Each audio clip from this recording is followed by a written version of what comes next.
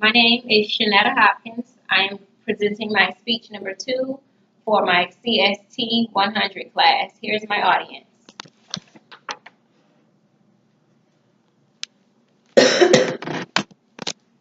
Have you ever wondered what it would be like to be from another culture other than the one that you're from? Do you ever ask yourself questions like, I wonder if they celebrate holidays, and if so, how do they celebrate those holidays? I have done some research on 2 other cultures outside of my own. Today I will tell you about the Japanese culture as well as the Honduran culture. I will begin with telling you a little bit about the Japanese culture. Some time ago in early Japanese, there was a strict, isolated culture. This policy shunned the Japanese from the rest of the world. In about 1868, the isolated Japanese culture ended. This information was found via the GPI's translation blog. The Japanese adapted to what's known as the Western culture way of living. This included their lifestyle, their arts, as well as sports. The Japanese traditional family dwelling setting includes 3 generations. You have the mother and the father, the children, as well as the grandparents, all living in one home. Sports are also very important to the Japanese culture. They participate in sumo, judo, as well as karate. And for food, the Japanese culture are primarily fish eaters. I do have some illustrations where I kind of wanted to show you all the family setting. You have your grandparents, the parents, and then you also have the children as well.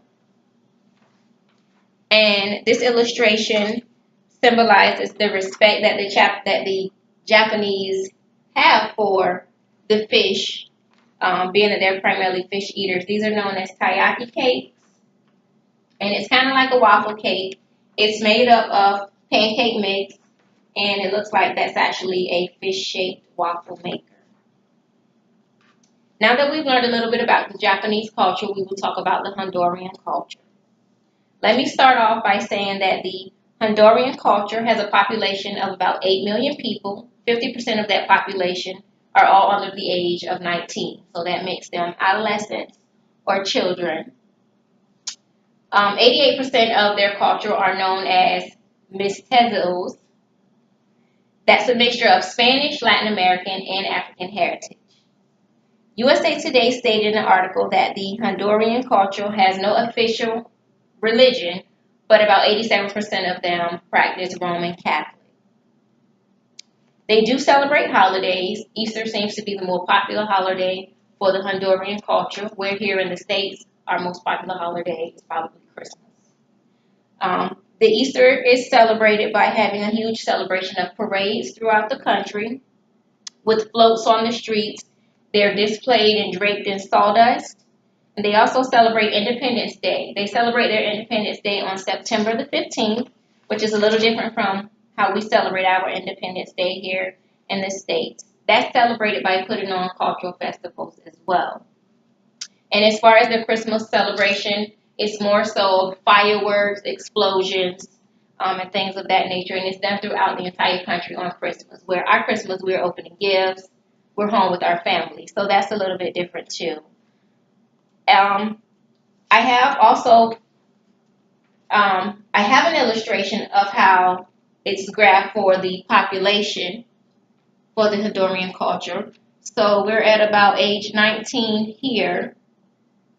That is a wide variety, but the majority of them are. It looks like more than half, actually. It's about under the age of 19. And then I also have an illustration here of a parade that they were having during Easter. This is one of the floats that I'm pretty sure they all came together and made. And then this illustration here demonstrates the fireworks that symbolize the Christmas celebration.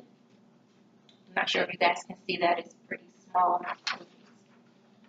As far as the food preference, the Honduran culture is into a more Spanish-Mexican dish. You can always find corn, plantain, or rice on their menu, and don't be surprised if the meal has been grilled barbecue style.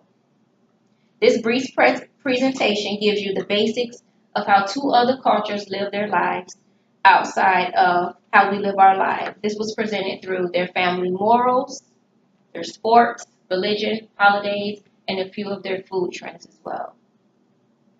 In this short time frame, we were able to distinguish how two different cultures live.